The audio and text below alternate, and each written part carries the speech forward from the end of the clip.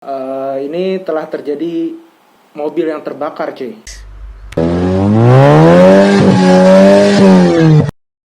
Alright, what's up, cuy? Ya, barusan tadi malam ini nih kayaknya tanggal hari raya ketiga ya, tanggal 26 sih. Ini telah terjadi mobil yang terbakar, cuy. Jadi mobil ini terbakar tepatnya di Banjarmasin di Jalan Es Parman. Tadi barusan gue lihat juga di Instagram gitu ya. Nanti gue taruh videonya. Dan mobil ini adalah mobil Honda Jazz, itu Honda Jazz G8 sih kalau nggak salah. Sekilas dari video itu kelihatan bahwa itu Honda Jazz G8. Ini ada beberapa penyebab mobil itu terbakar gitu. Jadi kita analisis aja kronologi terjadinya terbakarnya Honda Jazz ini nih yang di sini videonya. Dan juga by the way, Honda Jazz ini itu dia terbakarnya di pas mau mutar balik gitu sih, tapi kayaknya tidak ada korban jiwa dan terbakarnya di daerah kap mesin gitu, tapi udah reda apinya, terus juga udah dipademin juga. Sepertinya sih tidak ada korban jiwa, kita doakan saja ya. Oke deh, langsung kita bahas dulu apa sih yang pertama penyebab terjadinya mobil itu terbakar. Biasanya nih ya, kita meletakkan barang yang mudah terbakar gitu di dalam kap mesin. Kayaknya nggak sengaja gitu ketaruh barang yang mudah terbakar di kap mesin. Seperti misalnya saat nyuci mobil itu ada kainnya terus ketinggal serat-serat kainnya gitu di dalam mesin. Dan juga itu bisa memicu terjadinya mobil terbakar. Itu yang pertama ya, karena mesin kan panas terus ada benda yang mudah terbakar jadi menyebabkan mobil itu terbakar. Ini yang pertama. Terus untuk yang kedua, gue tambahin sedikit, benda seperti light microfiber itu juga bisa terbakar. Jadi jika terkena sumber panas nih, seperti mesin dan juga pipa knalpot. Jadi hati-hati buat kalian yang lagi ngelap-ngelap daerah mesin ya, jangan lupa usahain kainnya jangan sampai tertinggal atau mungkin serat-serat kainnya tertinggal di dalam kap mesin. Terus yang kedua nih ya, biasanya kan pasti kalian lah suka modifikasi mobil gitu. Nah biasanya yang suka modifikasi mobil ini sering memodifikasi di bagian kelistrikan. Dan juga memodifikasi bagian kelistrikan sih sah-sah saja memang, cuman harus harus jangan sampai sembarangan lah gitu. Nah ini bisa menyebabkan terjadinya konslet, cuy. Konsleting itu. Jadi kalau misalnya ada yang ganti lampu aftermarketnya itu tidak sesuai dengan standar mobil tersebut, terus juga dipasangnya sembarangan, itu bisa menyebabkan mobil itu terbakar. Oke, lanjut lagi yang ketiga. Ini yang ketiga sih, seperti contohnya ada kebocoran oli mesin nih. Nah, tetesan oli mesin itu bisa terbakar ternyata, cuy. Nah, jadi tetesan oli mesin ini bisa terbakar bila mengenai benda-benda panas, seperti contohnya bidang panas itu seperti contohnya pipa knalpot, cuy. Nah, itu bisa menyebabkan terjadinya mobil terbakar. Jadi hati-hati ya kalau misalnya ada kebocoran di oli mesin mobil itu sendiri. Nah, by the way ngomongin soal oli nih ya, kalau misalnya kita nggak rutin ganti oli itu, maka ada juga fatal ya cuy. Jadi senyawa kimia yang ada di dalam oli itu akan berubah. Terus juga perubahan itu akan berimbas kepada mesin yang jadinya nggak terlalu cepat panas, malah bakal cepat panas, dan juga komponen di dalamnya pun juga cepat aus. Nah ini berpotensi juga untuk menyebabkan kebakaran di mobil itu sendiri.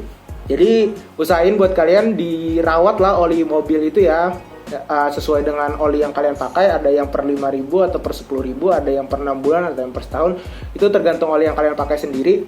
Terus yang keempat nih ya, yang keempat itu tadi udah 3 ya, seperti oli mesin ya, terus juga lap yang mudah terbakar gitu ya. Terus yang kedua tadi masalah modifikasi kelistrikan ya. Oke, kita lanjut untuk yang keempat nih ya.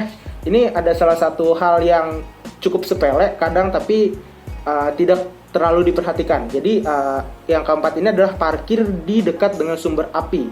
Padahal kita nggak sadar tuh dekat sumber api ya enggak. Contohnya nih ya, seperti tempat sampah misalnya. Kan tempat sampah itu juga bisa memicu sumber api. Jadi hati-hati buat kalian untuk parkir mobil, jangan sembarangan ya. Dan juga apalagi kalau misalnya tempat sampah itu baru aja dibakar cuy. Jadi bara api dari sisa pembakaran itu yang terbang itu dapat mengenai bagian mobil yang sensitif, seperti contohnya kabel-kabel kelistrikan. Nah, ini bahaya juga. Jadi hati-hati buat kalian, jangan parkir di dekat sumber api cuy ya. Oke, lanjut lagi yang kelima. Ini gara-gara menyimpan barang yang mudah terbakar di dalam mobil. Nah, barang-barang terbakar ini seperti contohnya bensin, thinner, parfum cair juga sering banget kan buat teman-teman yang naruh parfum badannya itu disimpan di dalam mobil. Itu bisa menyebabkan, memicu lah terjadinya kebakaran cuy. Terus juga atau yang suka ngerokok, ada vapingnya atau juga korek api gas yang rentan banget buat terbakar. Jangan sampai ditinggal, disimpan di dalam kabin. Itu bahaya cuy. Itu sepele, tapi kadang kita nggak ngeh soal itu.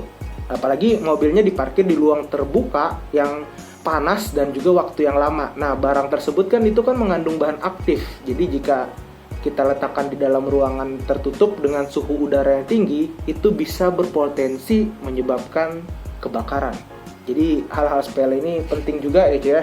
Kalau menurut gue sih dari video yang gue lihat tadi, itu kayaknya pasti mesinnya sih, sepertinya sih ada masalah di kelistrikan, atau mungkin bagian mesinnya yang terbakar. Tapi gue nggak tahu sih ya, mungkin harus dianalisis juga oleh pihak yang lebih tahu tentunya. Tapi mungkin sepertinya bagian mesin sih atau bagian kelistrikan sih. Nah, jadi kalau misalnya tadi kan kita bicara soal penyebab. Nah, jadi tips and trick untuk mencegah mobil itu terbakar. Oke. Yang pertama ini ya, buat kalian kan gue bilang tadi masalah kelistrikan ada yang modifikasi lampu gitu ya. Jadi usahain gunain lampu yang orisinil atau aftermarket pun yang sesuai dengan standar pabrikan mobil itu sendiri. Jadi pemilik mobil ini sebelum mengganti bola lampu aftermarket, jadi usahain harus sesuai dengan bola lampu aslinya, spesifikasinya. Terus juga karena penggunaan bola lampu ini yang nggak sesuai dengan spesifikasi kelistrikan mobil ini bisa menyebabkan lampu itu panas dan akhirnya meleleh sehingga rawan terjadi kebakaran.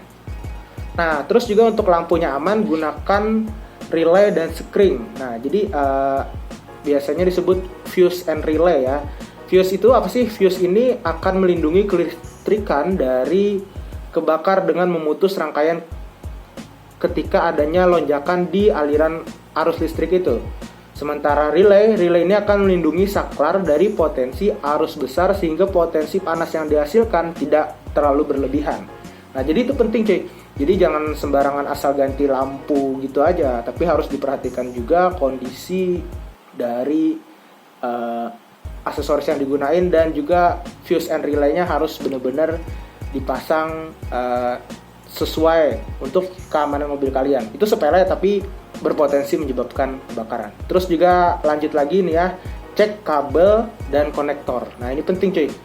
Jadi penyebab lain mobil terbakar itu kan gue bilang tadi seperti kabel yang kelistrikan nih. Nah, jadi kabel yang terkelupas itu mengakibatkan kawat tembaga menyentuh blok mesin atau komponen mobil yang lain yang berbahan logam.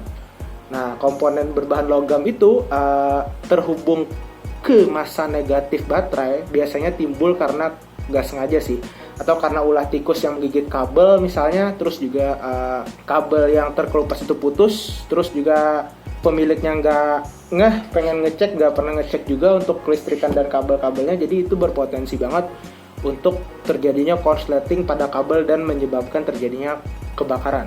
Jadi itu penting cuy, kabel-kabel harus dicek juga. Nah, terus lanjut lagi ya, penting juga untuk cek kabel pada baterai dan juga starter, karena ini kan vital banget nih sebenarnya nih. Jadi salah satu itu penyebab kabel starter terbakar itu karena koneksi terminal starter dengan kabel akinya ini kurang kencang cuy. Jadi karena hal ini menyebabkan kinerja starter itu terganggu Dinamo starter sendiri itu kan berbahannya listrik yang memakai arus yang cukup besar. Nah, jika kabel kurang kencang akan menimbulkan peningkatan suhu di sekitar koneksi yang kendor dan sangat berpotensi mobil itu terbakar. Jadi hati-hati aja ya. Nah, satu lagi untuk bagian kolong ya, harus diperhatikan sesekali lah kalian intip bagian kolong mobil, yaitu lihat pada catalytic converter. Kalau misalnya kalian nggak tahu catalytic converter itu, boleh kalian cek di Google atau nanti fotonya gue taruh di sini gitu ya. Pastikan komponen tersebut tidak berdekatan dengan karpet peredam atau komponen lain yang mudah terbakar, karena itu panas cuy. Jadi ini untuk mengurangi resiko terjadinya kebakaran dari mobil ya. Dan juga kalian lebih baik pasang pelindung panas pada catalytic converter tersebut nih coy.